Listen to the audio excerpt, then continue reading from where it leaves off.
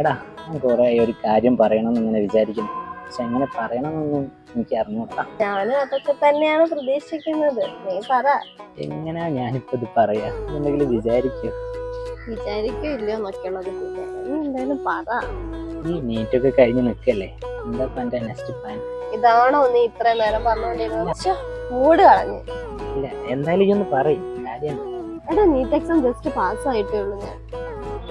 ഇനി എന്ത് ചെയ്യണം? വല്ല ചെറിയ കോഴ്സോ എന്തെങ്കിലും പഠിച്ച് ഇവിടെ എവിടെയെങ്കിലും ഇരിക്കണം. അല്ലാതിപ്പോ എന്ത് ചെയ്യാനാ?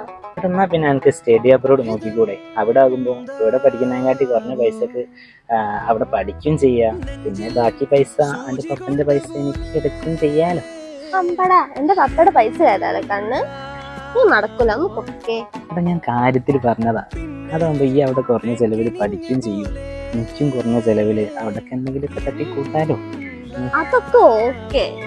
നീ പറഞ്ഞു തന്ന കാര്യം പറ. ഞാൻ പറയാം. ഞാൻ പറഞ്ഞ എനിക്കൊന്നും തോന്നൂലല്ലോ. ഒന്ന് പറയ്. മറ്റേ ജീമാസ് ഗ്ലോബൽ ഹബില്ലേ, അവരെ കോണ്ടാക്ട് ചെയ്ത് കഴിഞ്ഞാൽ ഞാൻ നേരത്തെ പറഞ്ഞ കാര്യങ്ങളൊക്കെ ഒരു ചെയ്ത് പോയടാ. റൊമാൻസും ഇല്ല, ഞാൻ പോണേ. പോലെ ഞാനുണ്ട്.